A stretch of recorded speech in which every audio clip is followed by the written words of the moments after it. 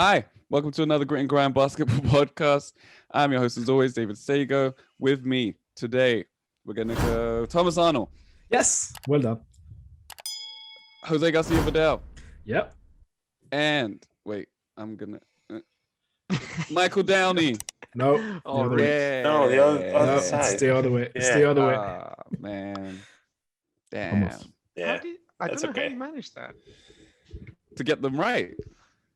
To get Almost. in the Then, last wrong. almost. Anyway, Almost. You got one anyway. wrong. That's It's for okay. the YouTube, if anybody's confused. The YouTube The YouTube. and the Facebook. And the internet. Yeah, watch us on Facebook. Facebook? Don't watch us on Facebook. Follow us on Facebook. Watch us on YouTube. We're on all socials at Grit and Grime Pod, all across the board. Instagram, Twitter. Holler at us. Start of a Wait. classic right here. I mean, come on. We rolling. All right. You can tell I Smooth. have had plenty of sleep and haven't been working all day long. So That's good.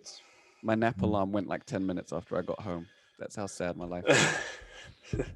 So this week we are doing the NBA awards. Why are we doing them a little bit early? The reason is that the All NBA is going to be a slugfest. Oh, it's going to be beautiful next week.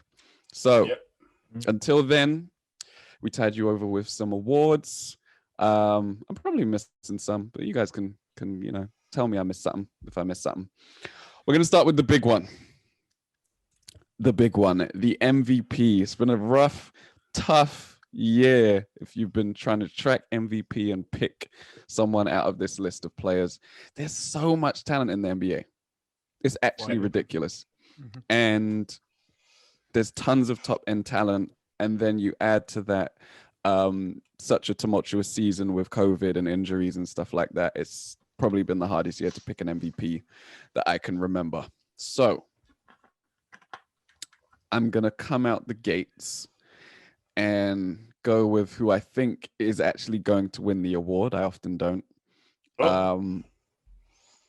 But I'm going to give him the edge. I'll say his name first. I've gone with Nikola Jokic. Okay. Oh, I'm impressed. What would you? Yes. What happened?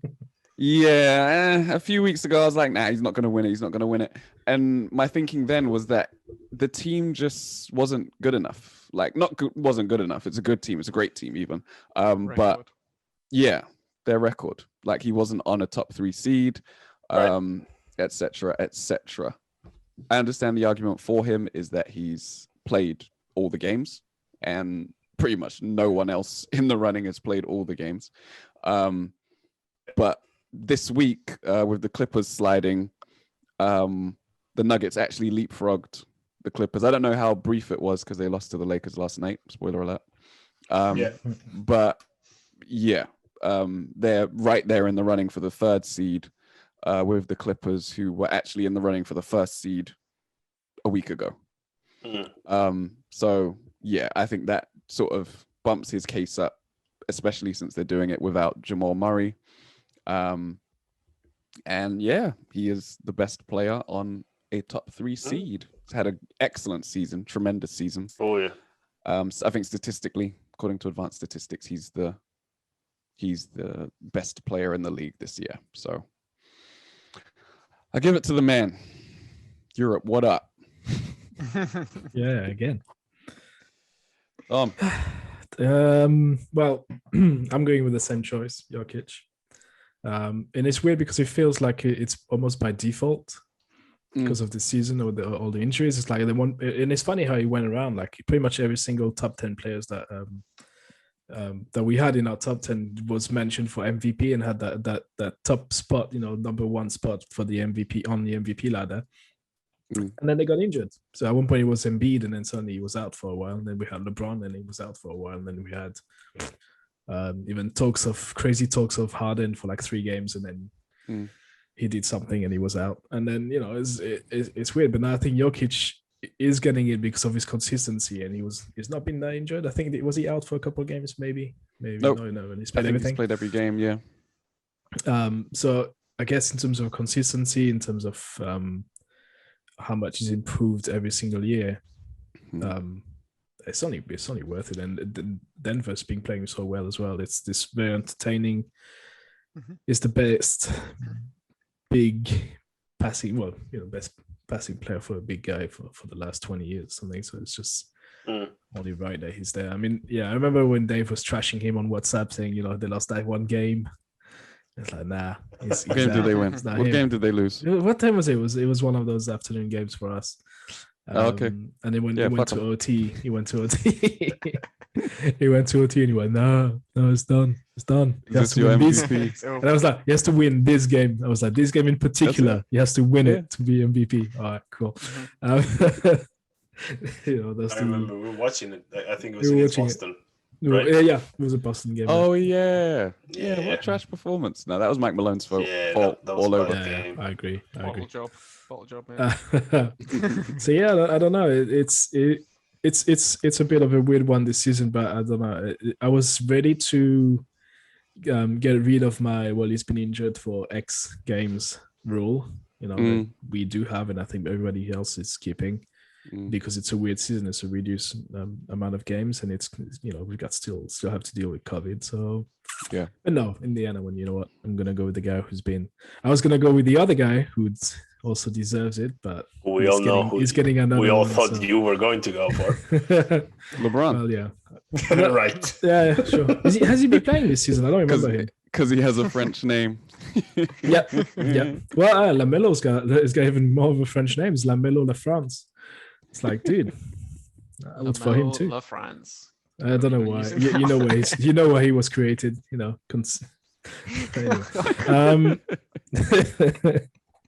So that's it. Jokic for me. 2 votes. Okay. 10 points. Who's going next? Mikey boy. I'll take it. I'm not going Jokic. As you all said, a bit of a weird one. I'm throwing the criteria out the window, and I'm going for the guy that I want to give it to because I think he's had the biggest impact on his team, and that is Chris Paul, the point guard. Wow. I think it's undeniable that he's the most valuable player on that team. Like, look at where they were last season. Look at where they are this season. What's changed?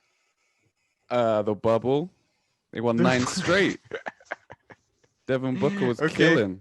I mean, he's done it multiple times. If you look at like OKC last year as well, like the teams that get him in overachieve from what they were. It's like I've been consistently sort of not disrespecting, but maybe he's not sort of rating him as highly as he should be. But I think he deserves it. Wow. It's interesting choice. They are fighting for the top seed in the whole league, right? Yeah. Close to having the best record in the entire league. They managed to catch Utah, and they beat the brakes off them too. But Devin Booker was killing. That's my trepidation with going with Chris Paul. I'm not fully convinced. I know that the numbers say that he's better than Booker, but then also he has Booker there as an influence. Like, I'm not sure. But I think that he has kind of unlocked something in Booker, right? Like Booker's been there the whole time. He's never got a playoff berth. But, no, they haven't. But I'm also not sure that he has unlocked something in Booker. I think he's definitely helped the team. But I think Booker's still Booker. It's just that the team's better now. Okay. And I think Booker still is a huge influence as their leading scorer and stuff like that. But I mean, like, I'm not trying to diminish what like Booker's ability and how he sort of affects the game. But like, I just think that you've just got to give it to Chris Paul. Like, he's been doing this season on season for a long time now. I get the feeling that Jose and Tom are disagreeing. No, you know what my face is like that is that I somehow agree with you I was actually going to say the same thing. And I feel dirty. okay. And I feel dirty for actually agreeing with you. Not with you, but agreeing with the Chris Paul pick, because he's turned it around for the Suns. They were an average team last season, and now they up there. So that's the definition of MVP. If you take him out, they go back to where they were. If you add him to your team, you'll go up. Well, I mean, I think so. that would be the biggest test if he moves to another team again next year. To the Knicks, for example, you know, this Can talks. happen. Stranger things. Yeah, very interesting pick. But yeah, I mean, he's been amazing. Yeah, it's been great. I hope it carries through the playoffs. First round exit, mate. Yeah. Dirk Nowitzki MVP. David Robinson, ain't that right, Jose? David Robinson. Yeah. Yeah. He's smiling, but look, he's crying inside. Still hurts 20 years later. A large one took it personally. He took it personally. It's okay. Same thing happened to Tim Duncan 2002, and then the Lakers won. So it's fine. Who you got, Jose? Who you got?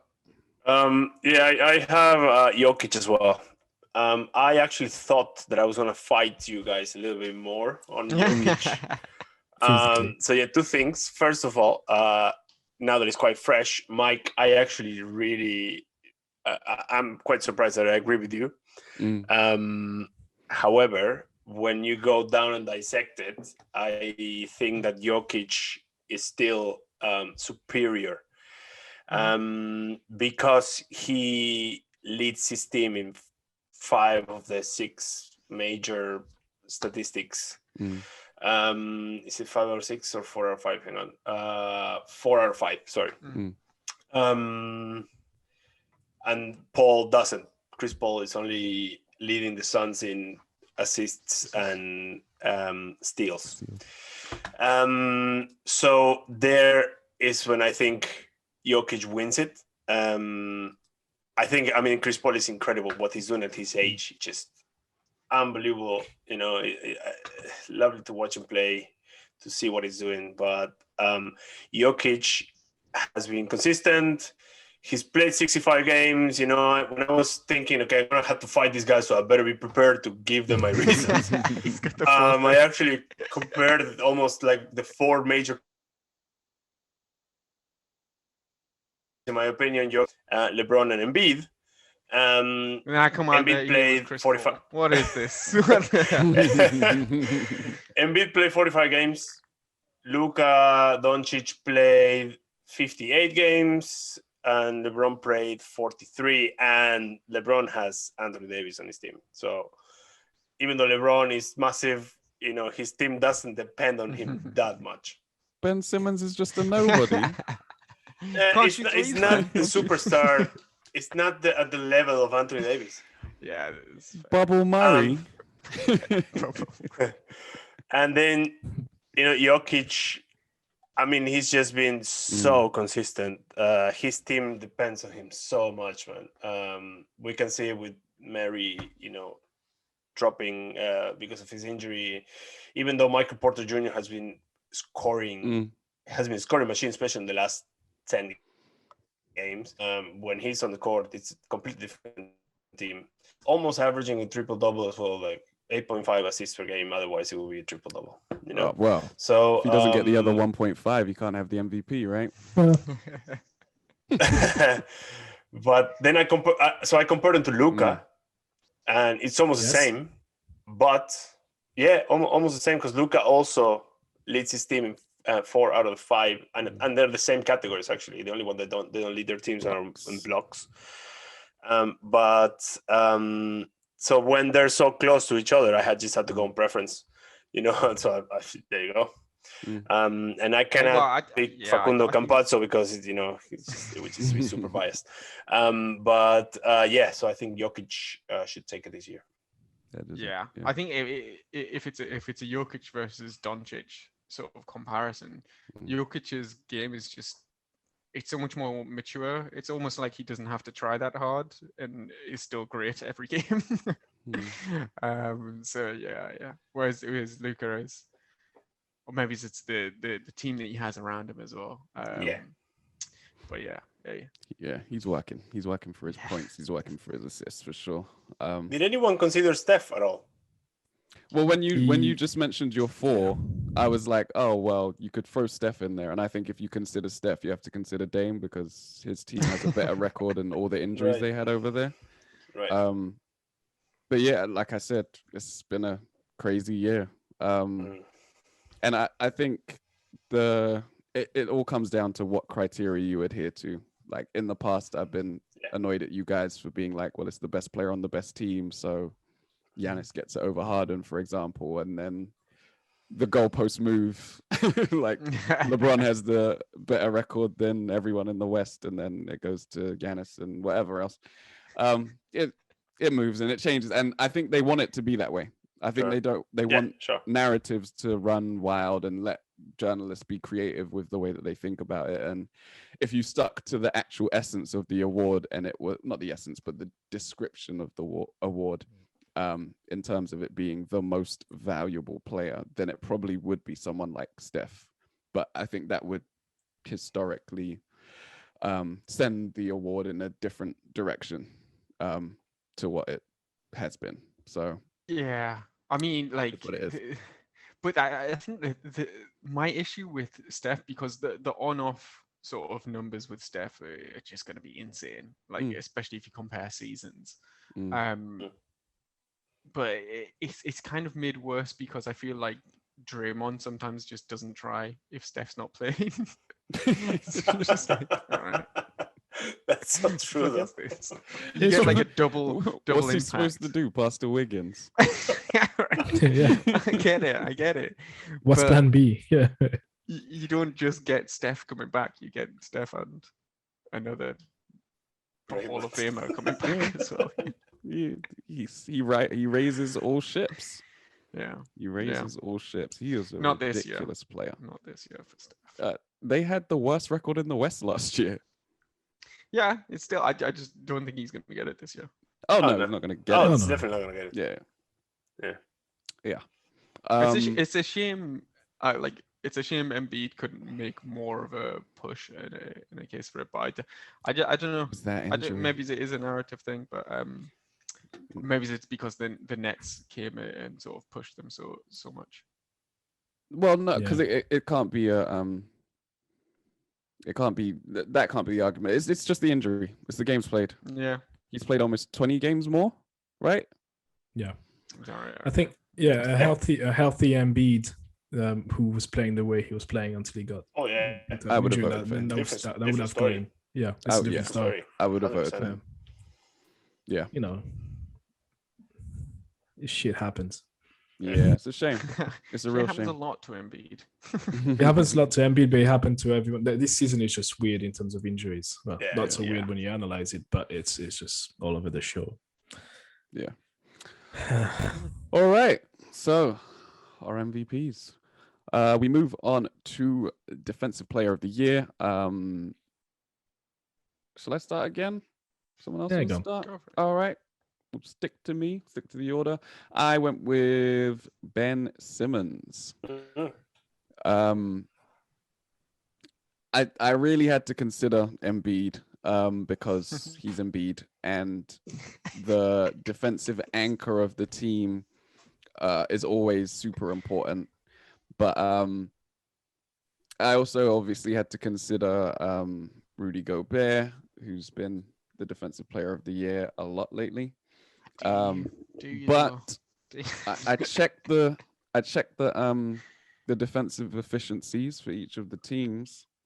Number one, my Los Angeles Lakers. Shut up.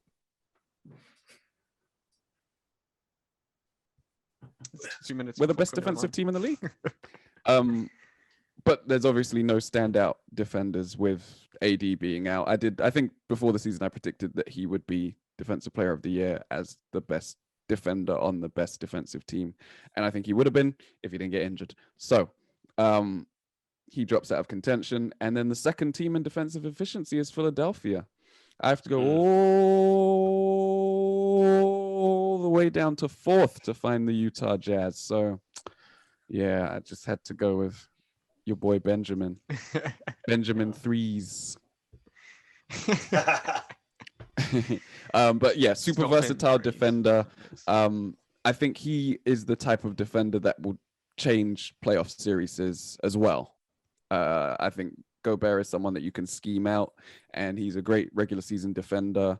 He's a great playoff defender as well, but you put him up against a 3-point shooting guard and he can get exposed. So I decided to go with Ben Simmons, can guard damn near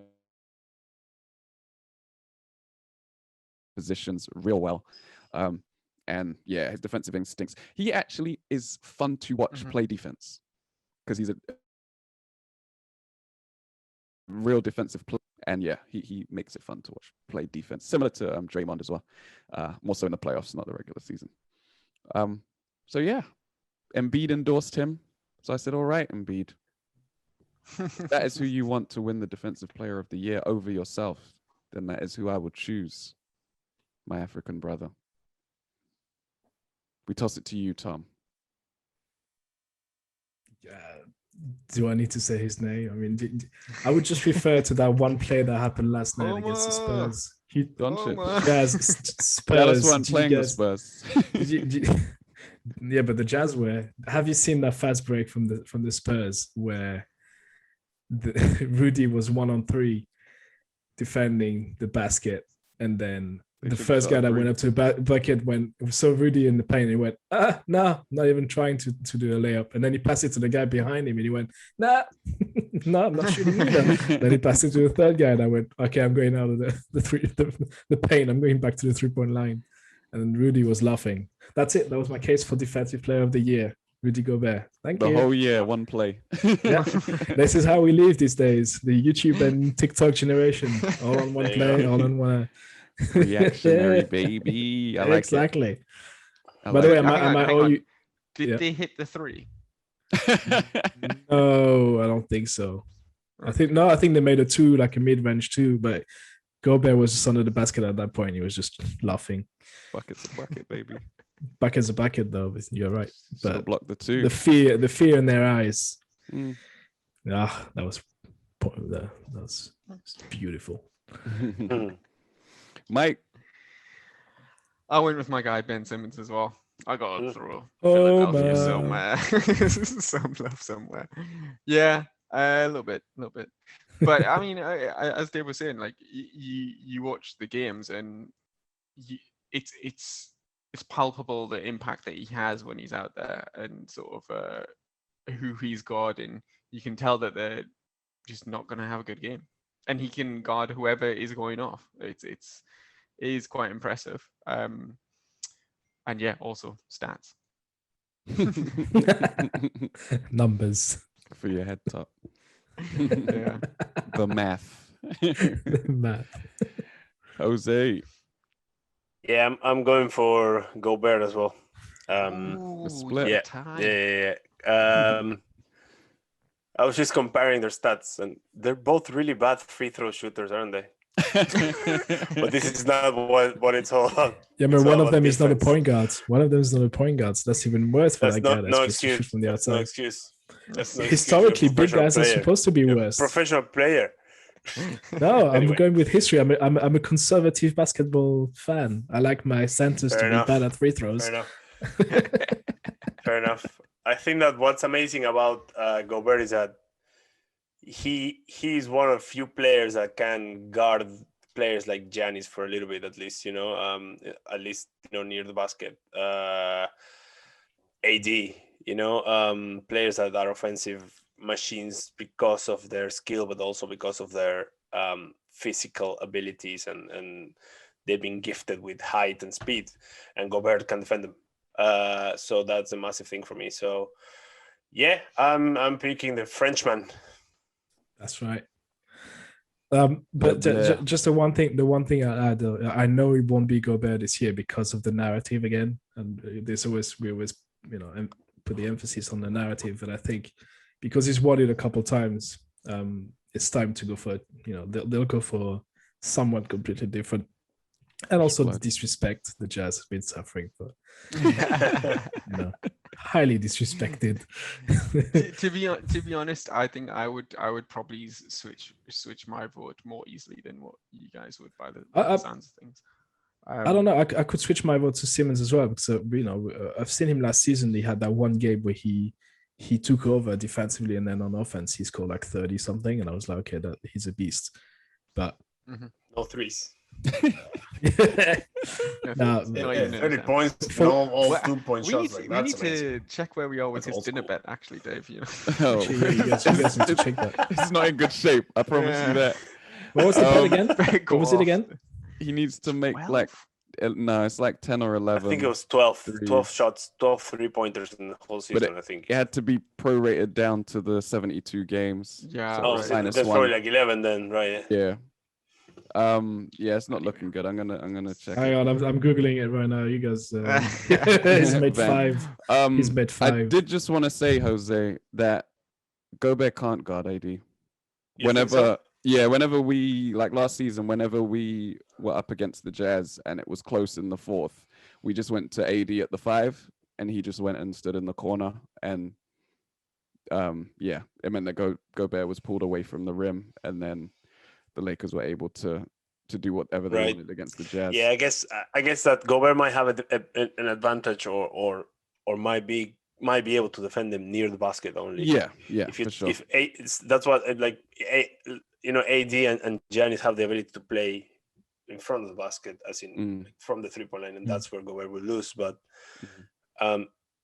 if they get near the basket and Gobert is there, he's going to change shots. Yeah, on anyone. On anyone.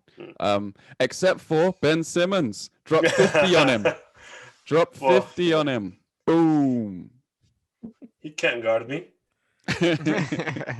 He took it personally. Yeah. Hit us, Tom. Give it to me. What? Who do you want now? How many threes has Ben Simmons hit? Oh, 5. Yeah. Well, we got 2 weeks left. He's about to go on a binge. Oh, hang on. That was as of barrage.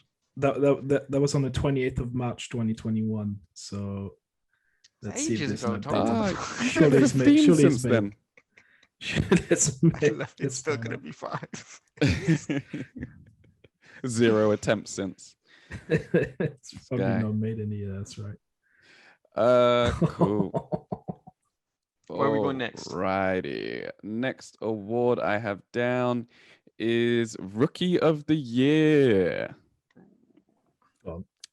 I went with the Frenchman. Yep. LaMelo Ball. I did consider Halliburton, after doing my research on him for last week's episode. Had a really good season, was pivotal in the Kings beating the Lakers, and then beating the Mavs a couple of times as well without De'Aaron Fox, or Harrison Barnes for that matter. That is how good he is at orchestrating an offense. But I think LaMelo is the pick. He has the highest ceiling. He's been the more exciting player, and I think he's been the better player this year. If I was to give it to Halliburton, it would just be because LaMelo got injured, and I don't really want to do that. So LaMelo Ball is my outstanding rookie. As we said last week, the guy just knows how to play. I don't need to say more than that. Tom? I'm voting for the Frenchman as well, LaMelo Ball.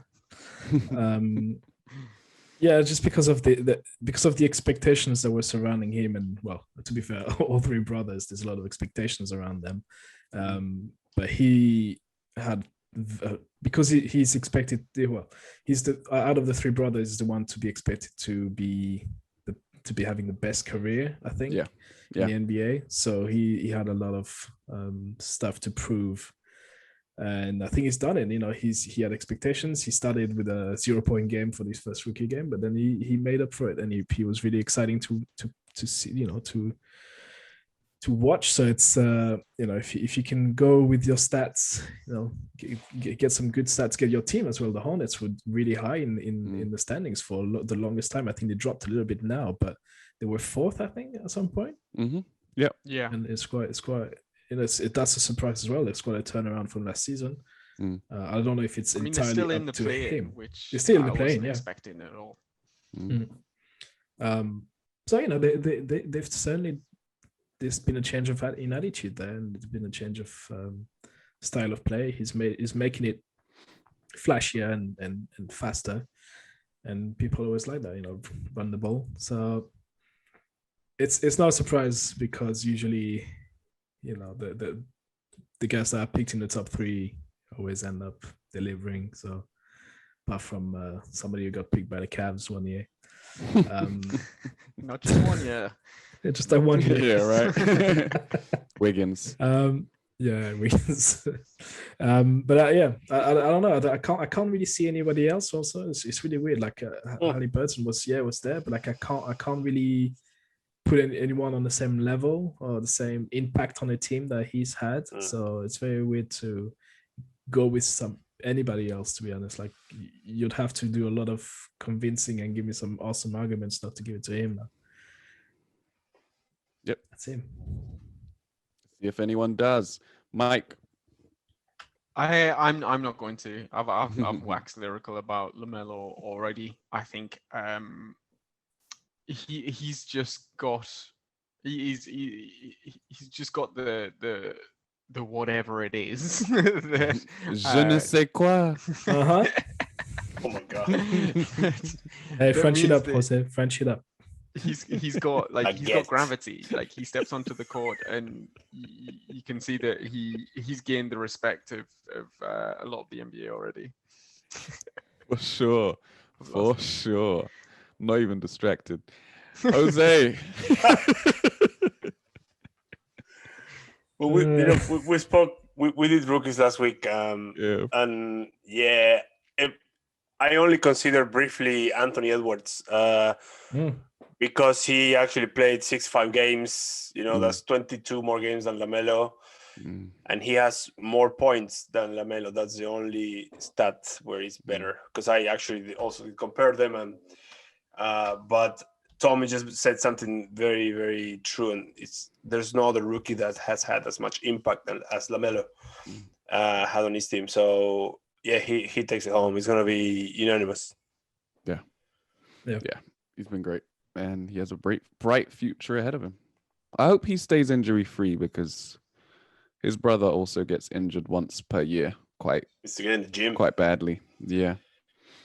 A lot of I guess all the rookies have, but there's a lot of miles in those legs, like, already. That's a problem in general. Yeah. And he's moved around the world, Mike. A lot of miles. Air miles. He's street smart. Street smart. Yeah. He didn't go to college. I He's doubt street it. smart. It's because he steals things in China. The MIP award is up next. Why are you smiling, Tom? I think it's the start of my Knicks fest. Let's go. I went with drafted 7 overall by the Los Angeles Lakers, Julius Alberto Randle. I don't know if that's his middle name. Yeah, that's Argentinian. So. French. Yeah, it can be French too. Everything's French. French Argentinian. Randall. Julius Randle, man. Julius Randle. I'm supposed to say words about him. The reason I chose him is because he's not only seen a jump in his stats. What a lot of people don't realize is his year at the Pelicans. He came off the bench quite a fair bit. But when AD requested his trade and sat out a bunch of games, he sat out a couple of games, and then they were only playing him in the first half. Just to fulfill their obligation to him. They're not allowed to tell him he can't play if he's not injured and he wants to play. And and Randall ended up averaging like 18 and 7 or something like that in limited minutes, mostly off the bench. But it showed then that he was definitely like 20 and 10 player. And even from that season, he was still terrible defensively. And he had even regressed a bit from his Lakers days. And then now in New York, he's not only a really good defender, like very much serviceable. There's no weaknesses in that defense somehow. He's also doing crazy things on offense now that he never did before. He's always had the ability to get assists, but the way that he's playmaking now is definitely a couple of steps above where he was before. The way he's shooting the ball now is definitely a few steps above, and he's not just shooting catch and shoot threes. He's shooting stuff off the dribble, off of picks, step backs. Like his entire repertoire has just gone through the roof. And there's even chatter of him being not only all NBA, but maybe not even third team, maybe second or first, with how much he's improved and how well he's played this season, and with how many people are injured. But that doesn't count for this award. He's not competing with those same people for this award. And I think he's taken this award away from, what's his name, who I was going to give it to before, Jeremy Grant, who's shown that he can be a number one option. I didn't think he'd show anywhere near that this season. So yeah, shouts to him, but it's got to be Randall for me. Tom, are you ready? Shocking pick in 3, 2, 1. Julius Robert Randall. Not his real name. We'll go on mute. Go ahead. How long you got? No, I keep it short because I think they've summed it up pretty well. Like he in terms of stats, he went up from 19.5 point a game to 24. Then he went nice, averaging a double, so he's 24 and 10. And then his field goal percentage went from 46 to 48. That's not a massive jump. 3-point shooting though from 28% to 41%, which is massive. It's a leap. And he's taking like over 5 a game as well. It's not even like a minor. Yeah, and he's been healthy too. He's played almost every game as well. Yeah. And it's just, the threes he's taking, most of them are just like one-on-one, just straight up against his defense. Like it's just contested. It's just mental.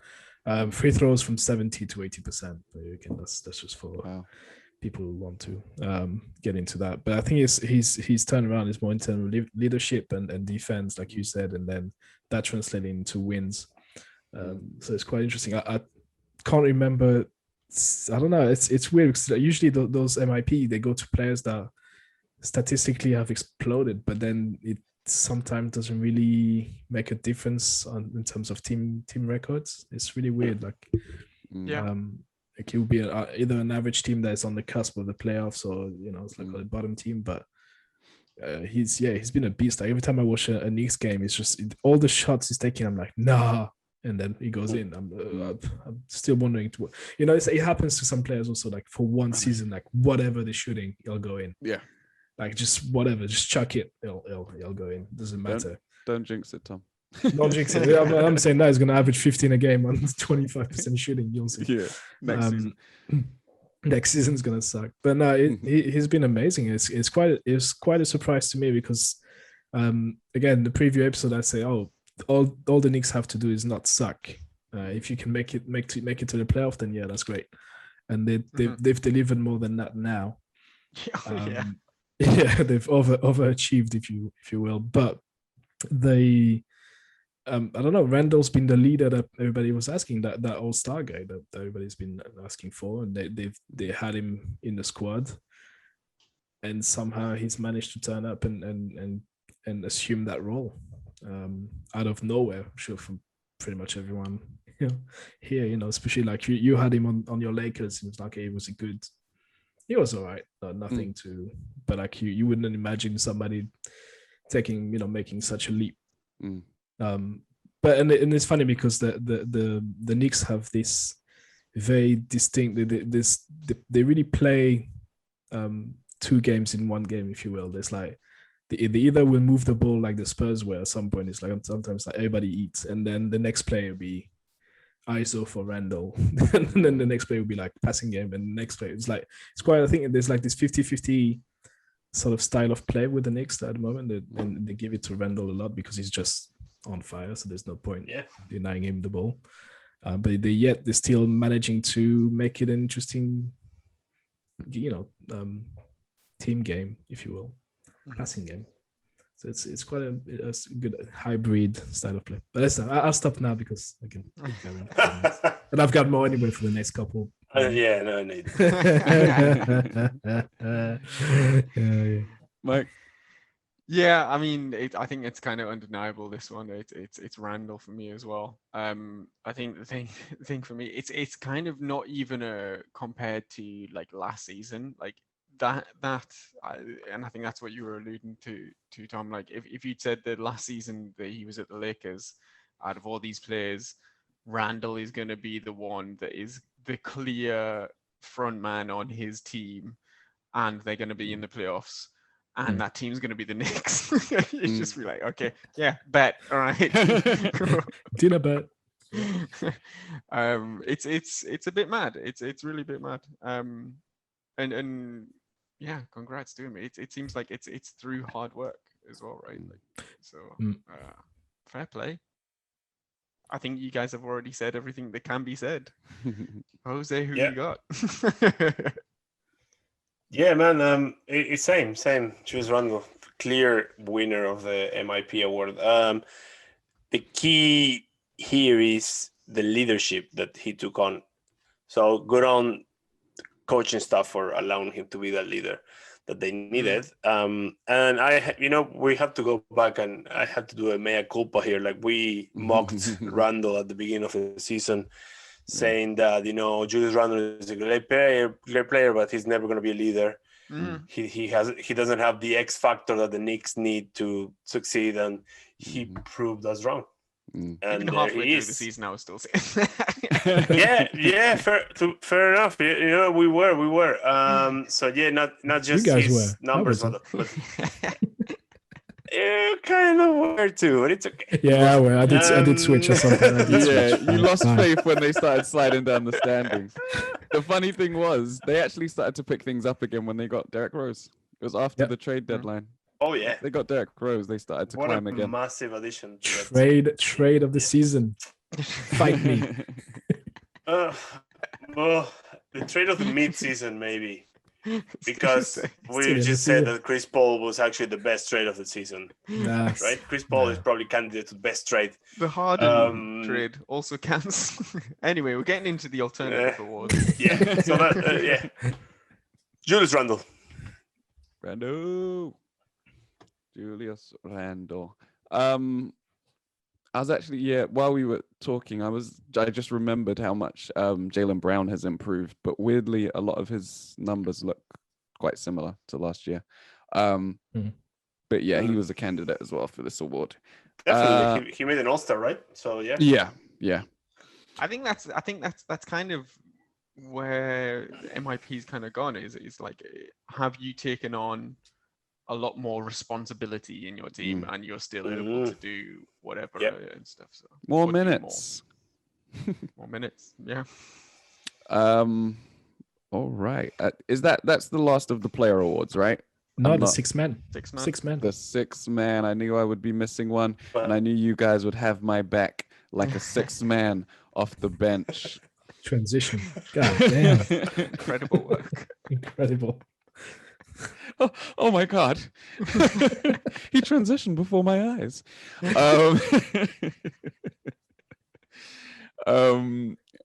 This might surprise you a little bit. I went with Joe Ingles. Oh, okay. Jingle bells. Sure. Jingle bells. Okay. Yeah. So Joe Ingles has better advanced stats than Clarkson, right? Clarkson, I think earlier on in the season, people were like, "Oh, it's his award. Forget about it. We don't need to think about this anymore."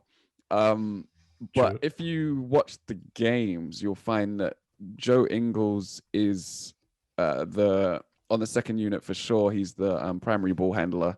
And then with Conley and Mitchell missing time recently, he's obviously started games and had to take on that role full time. And it's something that he's done really, really well in the playoffs in the past. But I think this season, with his taking on the playmaking responsibilities added to, he's been shooting ridiculously this season. Hashtag get him in the 3-point contest. He's never been invited.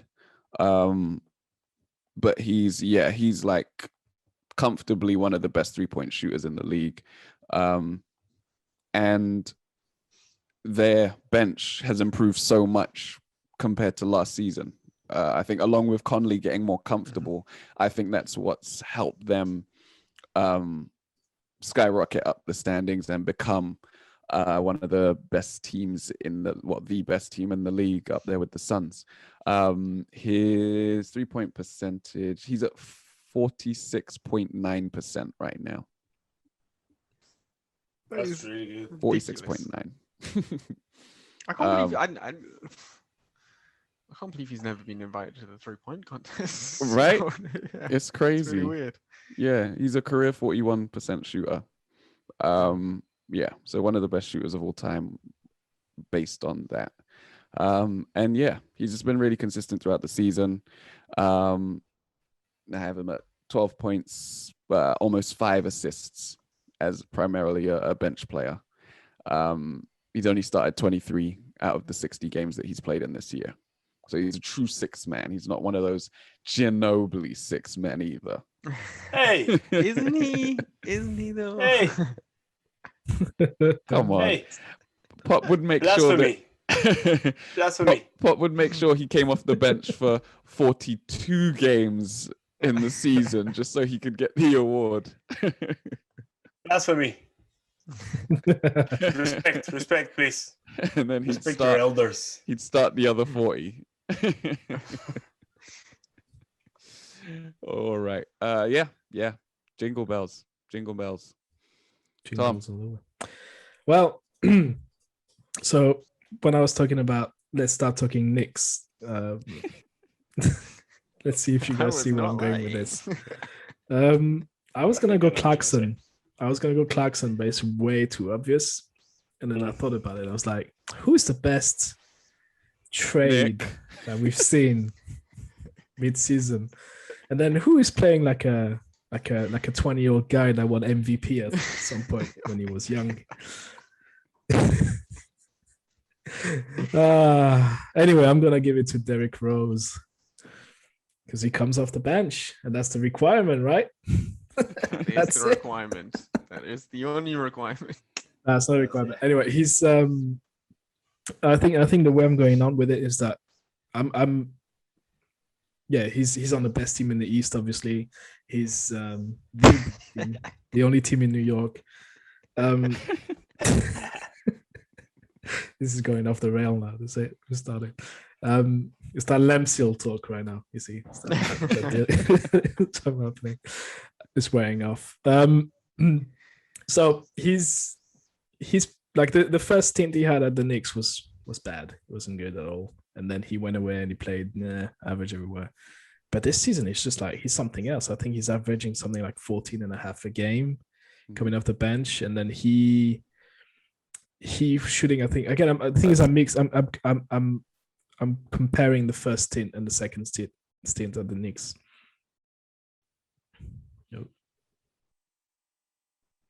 Hang on, I think I got cut off. I just killed the Knicks. I just killed the internet.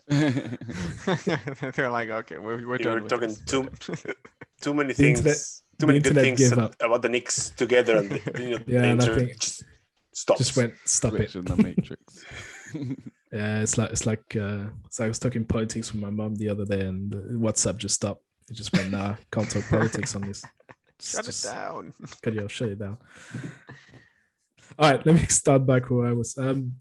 So I'm comparing the first stint and the second stint on the Knicks, and I think the first stint he was shooting 20%. Like, listen to this, he was shooting 20% from 3. first in the Knicks, and now he's shooting 40 over 40.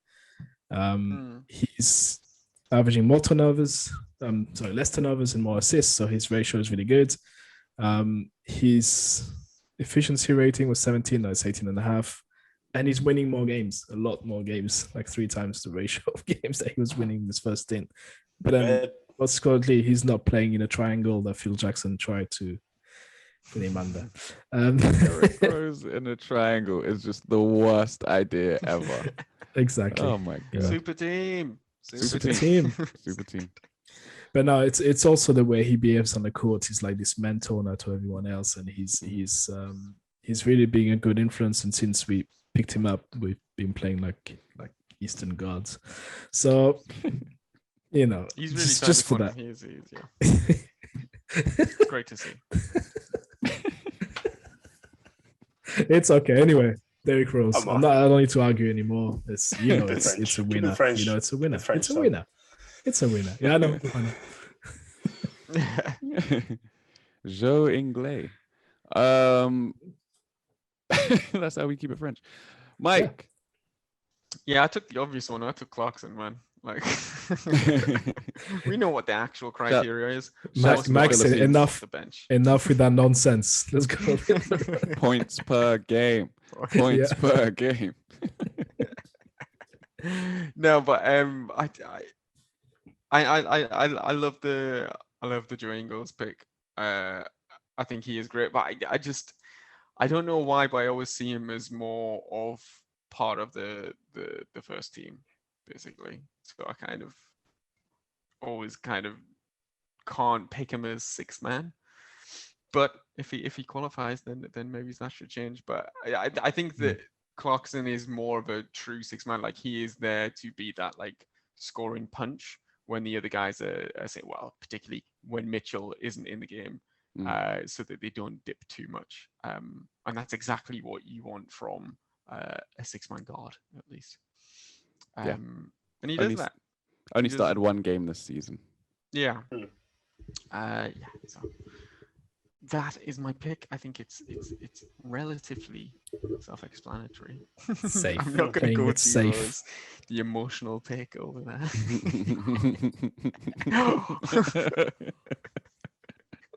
Men have feelings too, Mike. Yeah. It's fine. Let me dream. Shouts to the Philippines. Jose. Yeah, I'm also going with Clarkson. I did consider Derrick Rose. And even though Terrence Ross and Eric Gordon have really good numbers, they're in 2 really bad teams. So their impact, even though it's good for their team, it's not good enough to make them win games. So it has to be Clarkson, in my opinion. He's in the best team in the NBA right now. So, and he's scoring really well. Like, his numbers are really good for any player, you know. Not just a player coming off the bench. He's consistent. So, and he had a 30+ point game. What was it, 40? It's just really, really good. So he's gonna win it as well. You know, for as much as we want somebody else to win it, he's gonna win it. Quite possibly, yeah. Yeah. I know Utah deserves more awards, right? So. I agree. Utah, especially when Ben Simmons gets Defensive Player of the Year. Disrespect, man. They have a few of those on their team in the past. Yeah, gotta give it up. Mailman.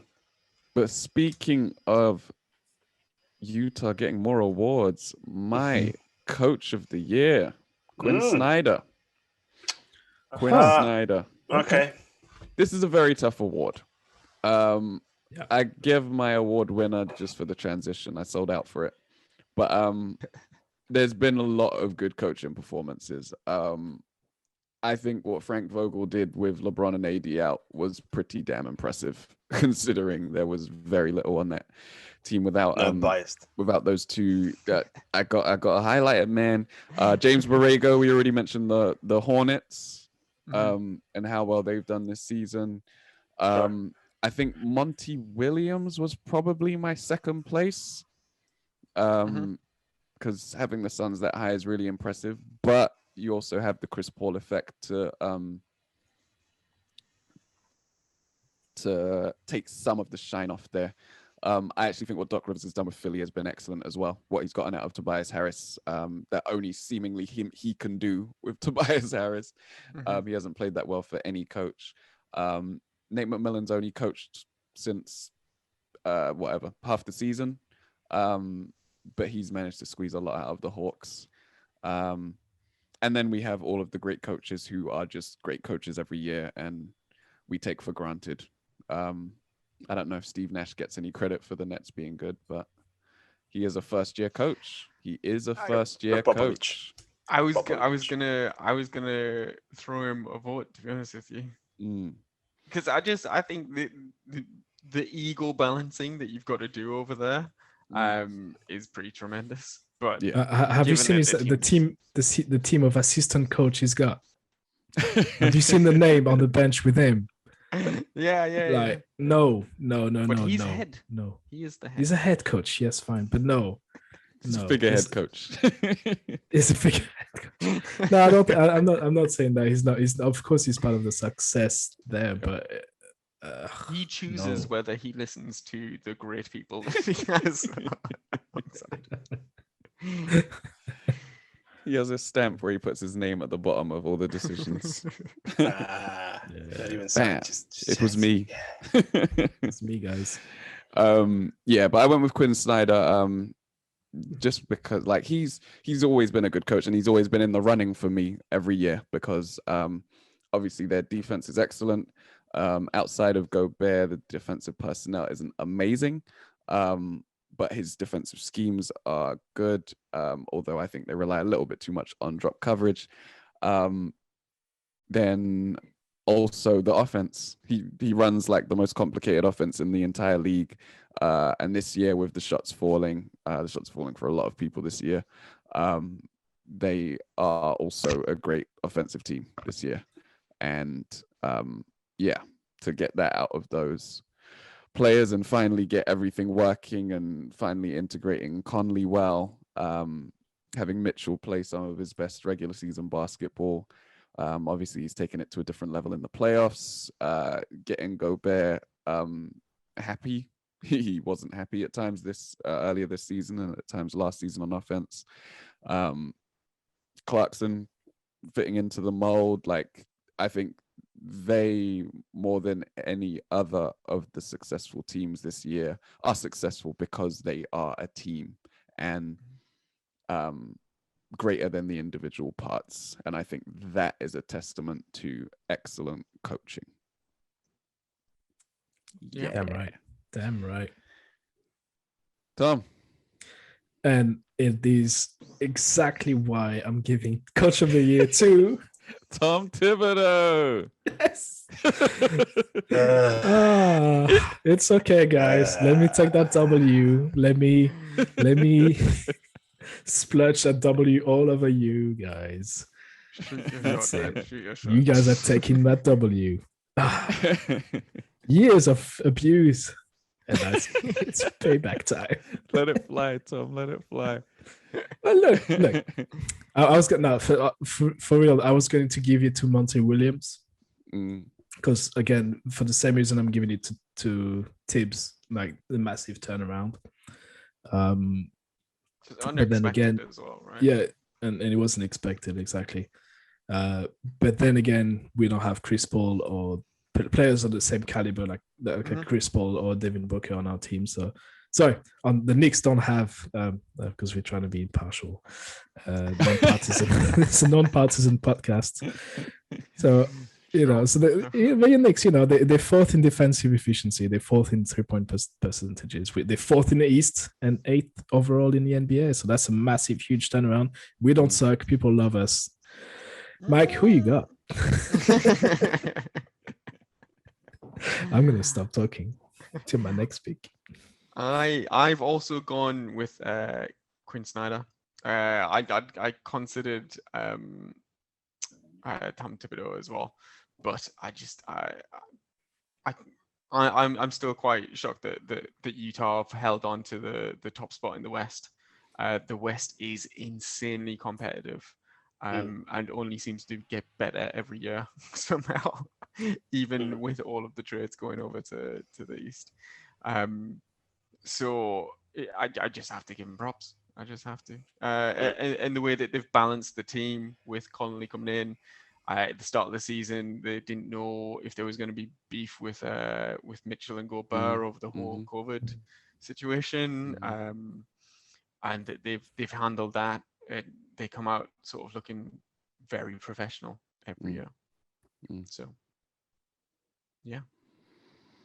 Yes, Jose. Yeah, so I considered a couple of coaches as well. But when I thought about Monty Williams, yes, he did a good job, but he also has a general on the court that came this season. MVP, you might say. Right. So yeah, so it's just easier. Like, you know? Then Doc Rivers, because I love his philosophy and the way that he treats his players. I watched a documentary on Netflix. I think it's the Playbook, something like that, where it's a short episode about him and the way he talks. Like, I can tell how that would be inspiring. And you just mentioned, Dave, what he did with what's his name, Tobias Harris. Then, believe it or not, I consider Greg Popovich just because, and not because I'm a Spurs fan. Think about. Did you see the Spurs starting 5 2 nights ago? Come on, the only player that I knew from that team was Rudy Gay, and I'm a Spurs fan. You know, like it's like he has nothing, man. Like, we have no players, you know, and we're still fighting for a position, you know, to maybe go into playing and hopefully make the playoffs. You know, like, but and just because of the longevity, right? Like he's still there. You know, trust the process. But I'm not gonna give it to Popovich. So I'm also gonna give it to Quinn Snyder, because of the same reason. When I analyzed the Utah Jazz at the beginning of the season, I said that it was great that they haven't moved players a lot. They didn't acquire a lot of players. They didn't move, so they just trusted the players that they had, trusted the talent that they had. Whatever the reason behind it, they did it, and it paid off. That's good coaching. It's a process that took 2-3 years for them to get to where they are right now. So that is the definition of coaching. You give a coach time to pursue and to give that, you know, try to give their players and teach their players their vision, and this is what you get. Unfortunately, you don't see this a lot in professional sports, because if you lose 3 games, your job is at risk. At any sport at a high level. So for me to see that fulfilled, that's unbelievable. So yeah, Quinn Snyder takes it home. Can I ask the group as a whole? Phoenix are only half a game back. Yeah. If Utah don't actually finish top, are you still giving it to Snyder? Yeah. Because of the Chris Paul thing. Yeah. Because of the Chris Paul thing. And you're not giving Chris Paul MVP. Let's just be clear. No, because it's a balance, right? It's a balance between Chris Paul's performance, Monty Williams' performance, the improvements of Michael Bridges, and Devin Booker actually playing defense. Yeah, they're not the '96 Chicago Bulls, you know, like where you can win all the awards. That's it, you know. Has anyone mentioned Nate McMillan as well? Or had him on his list, right? They mentioned him, Yeah, for the Hawks. Yeah, because they were in the play-in. And I think I've read an article on him that the fifth. The fifth. There was an article on him that he's the best, one of the best coach in terms of results. When you've got to bring somebody in to turn your season around, he's one of the best substitute coach if you want. There are coaches who are really good at that. Yeah. Like he's the best in terms of stats as a coach to come in and turn it around for your team in terms of results. Okay. It's insane. Okay. Nice. Yeah, I mean, he's a good, experienced coach. He's always been good. He did some great things in Indiana. Yeah. I think they just wanted to go in a different direction. Yeah. And he coached a bunch of those Portland teams that we've spoken about so many times in the last couple of months. Brandon Roy. Damn right. Yeah. Stupid knees. Swoon. All right. So last award of the pod. We One have. you've all been waiting for. Oh yeah. Yeah, This yeah. is why you watch basketball. It's for the movement behind the scenes. It's like when Hell you watch yeah. the Oscars and you wait for the best writer award. Yeah. Best producer. Ooh. Best grip. Best sound guy. Yeah. Whoa. Executive of the year. Let's go. Oh yeah. So this is where I decided to give props to the Suns. And I went with James Jones. I think my second is Daryl Morey for That's a good shout. for the moves that the Sixers have made to help Great pick. Embiid actually have some floor spacing again after last year and the year before's experiment. But yeah, ultimately I went with James Jones. I think bringing in Chris Paul outside of obviously the Harden trade, which I mean, I don't know if we can give credit to anyone at the Nets for the Harden trade. It was a 3-team trade eventually, but hey, I think bringing in Chris Paul has been the move of the summer for me. So I give him that credit. I don't know who the executive is, the GM is over at the Nuggets, but I do think the Aaron Gordon trade would have looked like a real stroke of genius if Jamal Murray was still healthy. But I think the influence that Chris Paul has had over there, the bravery in trading away a player that signed for you as a free agent in Ricky Rubio. Yeah. Which obviously he wasn't happy about, didn't leave a good taste in his mouth.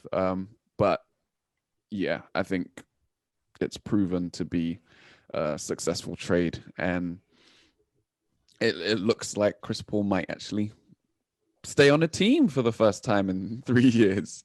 But we'll see. Don't touch that dial. And as we've said, they're a half game back from the Utah Jazz, which is nowhere near where we expected them to be before the season. I had them in like the 7 to 10 region playing level basketball team, and look at them, almost the best record in the whole league. So shouts to him. And also the Suns have been a horrible franchise for years. So to turn that around and Steve break Nash, right? yeah, it's his fault. He's coaching now. Ages. And yeah, he's managed to turn that franchise around, making good picks in the draft, and putting together a solid team, and hiring a good coach. Great coach. JJ, James Jones. Tom. Go on. Make it a home run. You guys know the definition of a hat trick?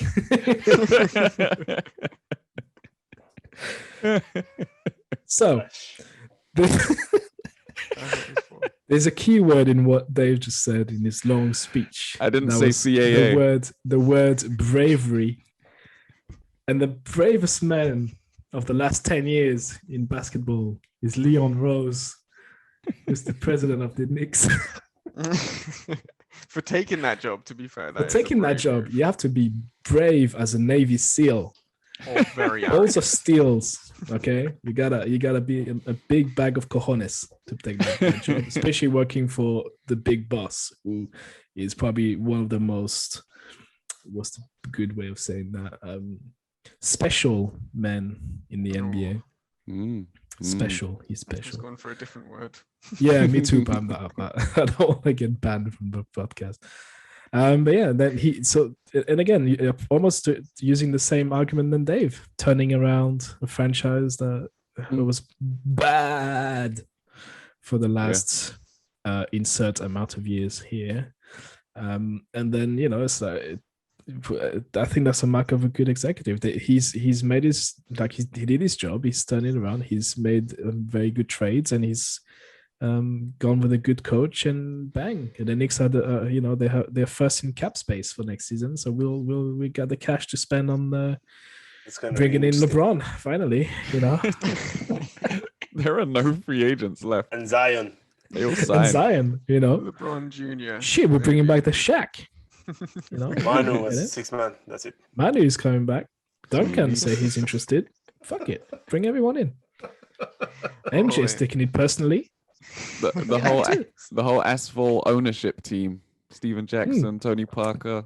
Tony Parker says he wants to play again. One more year. How much cough medicine are you on? Too much. Okay. I need to stop.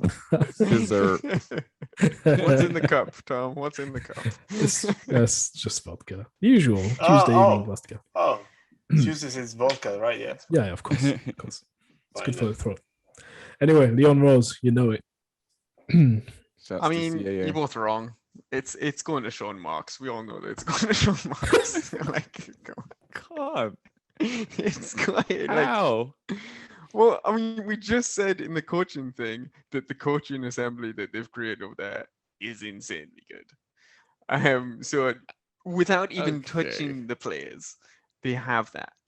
They are the team that's gone from whatever it was last season to now championship contender in one season. 7th seed. Yeah, 7th seed to championship contender. If you take your team from not championship contender, make moves, and now you're a championship contender, exec of the year. The Suns have a better record than the Nets. I mean, it's great. They're having a great season. They're not going to win the championship. They finished 10th. But they're the best regular season team. How could they not be contenders? Are you having it? Are you having it in your bracket? Are they going to be? Absolutely contenders. Oh, They're contenders. They're contenders. No, they're contenders. They're at the table. They're in the bar. All you can do is give yourself a chance. Yeah, I always kind of see the exec as more of a long term. You got to be making sort of the long term moves as well. And I'd like to see what happens next year with the Nets as well. Like once if they're able to have sort of a stable season with guys not fighting back injuries and maybe even having a preseason this time. Wow, it'll be scary what they can do. But I like to see how many players the Nets are allowed to sign, because I think they've signed about 30 players this season. I think that the numbers is about 28, something like that, on their roster at some point. They're 28 freaking players.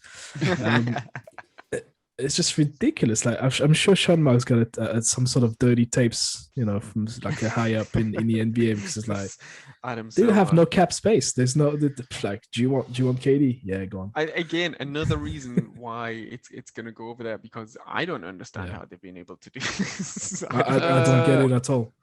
You get Kyrie on the phone, you get KD on the phone saying, "Hey, I want to play with you. I want to play with you." No, I understand why the players are doing it, but I don't understand that the cap space finagling that's been going on. They're all playing for the minimum. That's great. How have you managed to do that? How did you convince LaMarcus Aldridge and Blake Griffin to play for that much? You have James Harden decide to go and play with his buddy KD, and you have KD decide he wants to go and play with his buddy Kyrie, and you have Kyrie say, "Let's go and play in Brooklyn, yay!" Isn't that sort of negating Sean Marks? Yes, exactly, because it's like okay, for the first bringing in the first piece to the Nets. Okay, fine, that's yours because that's your job. You gotta sell him. But why after did that, Kyrie choose the Nets? I don't know, strip clubs. Who cares? But it's like okay, you go. He grew up in New Jersey. Okay, fine. Okay, there you go again. Yeah, it's like, hey, do you want to come home? Yes. When Cleveland signs LeBron, it's not because the exec's amazing. It's because he's from Akron. I'm there. But there you go, and then you've got Kyrie playing GM. After that, it's like, hey, I want to play with my friend. And then Okay, you give the But award then to he Sean. made it happen. Like Sean Marks. That's the made different it. thing. That's his Like, job. That's the bare minimum of He his made- job. It's the it is requirement. what It's like happened. He's done it very, very well.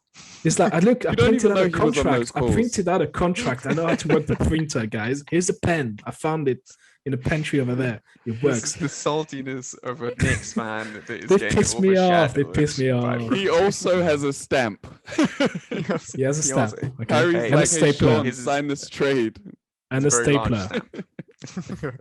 But I do like the Daryl Morey shout as well, because I think that the fact that he was able to come into a successful team already and go, these are your problems, get rid of these guys, get these other people in who are seen as lesser players, and have them functioning better is great. I'm very excited to have him as part of Philadelphia because I think he is one of the best in the league.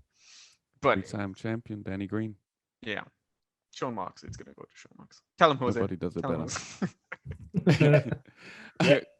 Can I make a dinner bet? Yeah. What- And put the Ben Simmons dinner on the line.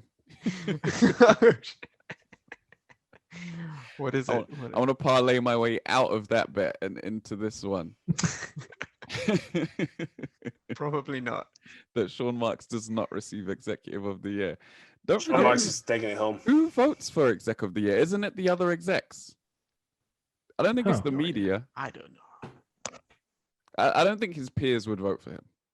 I think there'd be some Nets bias. It would have appears probably. It's probably the media. I don't think Yeah. it is, you know. Something's find out. telling me it's not. Yeah. It's voted There's by a their thing called peers. Google.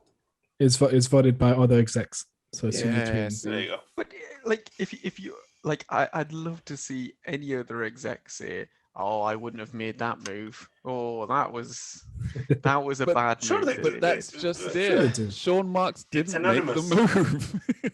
made. He did. He's the guy in charge. Whatever happens, he's the guy who's there. Let me tell you something about Sean Marks. He won an NBA championship with the Spurs, by the way. Fact. Did he actually play in the playoffs? Yeah, he did. Nope. Yeah, So this award But would be just he like won, his championship. He won the championship. He won a Hold on. Polish championship in 2001. Did he play? Probably. We don't have the stats. He won a championship as an assistant coach. Did he say a lot in practice? Probably not. With the Spurs as well, 2014. Mhm. So he's gonna win Executive of the Year. Did he have a lot to do with this? Probably not.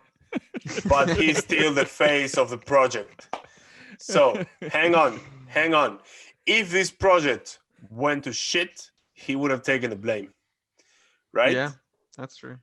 Maybe he wouldn't have been like, Yes. yeah, it's my Oh, no. my bad. No, but Oh, all well, eyes would have been on him, and Mhm. his job would have been on the line. So Oh, he wouldn't have wanted to take the blame. No, he would have no, been- I mean, I don't know him personally. I heard he's a nice guy. Yeah. You know, I actually did hear he's a nice guy. Manu talks about him a lot. They were teammates in San Antonio. Hmm. So he put his job on the line. He probably was like, guys, bring your friends. You Yeah, can come over bring to my DeAndre. house. Bring your friends, right? He told that to Kyrie. It's fine. Invite your friends over. They're all invited, right? They came over. What now? Couple of things I have to say, because I've been just listening to all the things that you've been screaming at me for the past 10 minutes. First of all, I don't agree with Mike that this is going to be a long process, and I'm not interested to see what happens next year to this team, because I don't think it's going to be the same. They're not going to be able to hire many players. They're old. It's not going to be the same monster next year. But he does take it home this year, because when we talk about the Nets, we're just talking about the Suns and how solid they are. They're a great team. Yeah, but you never sound scared, as in like when we talk about contenders and then we're like, when the three of them are playing, oh my God, they're unbelievable, scary, unstoppable. He maybe he didn't create it again, maybe he didn't create this team, but he's GM on this monster. So that's why I think he's gonna take it. So yeah, he's championship material.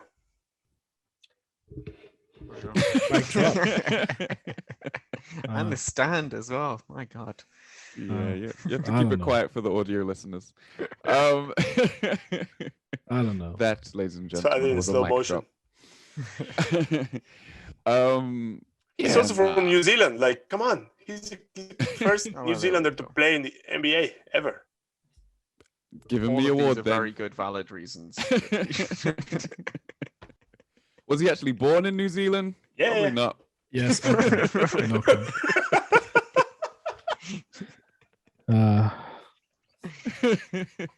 They kept Joe Harris. All right. There we go. Great exec decision. Good soul of the team. Soul of the team. Yeah, I mean, some of the role players have done really well, to be fair. Bruce Bowen, Nick Claxton. Some of the moves on the fringes have actually been really good. He was just not. I think he didn't play ever in the playoffs. But yeah, anyway. Did I say Bruce Bowen? I meant Bruce Brown. Yeah, you said Bruce Bowen. Yeah, Bruce. Oh, I thought you said Bruce Bowen. You were talking about the old. Oh, okay. Yeah. No, Bruce Brown. Bruce Bowen was a good defender. No, he wasn't. He just fly kicked people. He just played dirty and scared people a lot. Enforcer, great. Yeah. That's what you want, right? That's what you want on defense. I am scared to shoot because he might kick me in the balls. What's your field goal percentage? Also, weirdly, better from 3 than he was from the line. Yeah. Weird. So, Simmons. on that note, just like Ben Simmons, on that note, we bring the show to an end. It's been a fun show. Thanks, guys, for being there. Thank you for listening at home. As always, you can like, share, subscribe, and review the podcast. Tell us how wrong we are. Podcast platforms. Yeah, tell us who you would vote for if you had a ballot like we do, because we're on the voting stuff. That's not true. The kids call that cap. I'm lying my hat off. On the internet. Yeah, what else? Yeah. Thanks. That's it. Tom has a podcast. Catching up with the nerds. Oh, yeah. We'll be back. We'll be back soon. We didn't have an episode out this week, but we'll be back this weekend. We'll talk about stuff. So much you could talk about. Invincible. I know. The Invincible is on the menu. We should have done a crossover. Yesterday was Hero Day at ESPN. National Hero Day. Yeah. If we're talking about days, it is May the 4th. Oh, May the well. 4th. Exactly. I mean, come on. Happy Star Trek Day, everyone. Happy. Nanu. Battlestar Galactica. I love Star Wars. Star Wars were cool. You know, the guys that, oh, my precious. Like, that's really cool, all that stuff from Star Wars. Yeah. You, that's like the best line. We need to do a crossover catching up with the nerds, like within Grime, to talk about Space Jam or something. Space Jam 2. Hey. Yeah. Everybody When's 2 out? My birthday, I think mid-July. Perfect. Oh, damn. Yeah. Playoffs might still be going. We could be like in the middle of the finals. But we'll see. Yeah, thanks for listening. Guys, thanks for being here. So from me, David Sagoe, Thomas Arnal. Good night. Michael Downey. Good night. And Jose Garcia Vidal. Adios. We're out of here.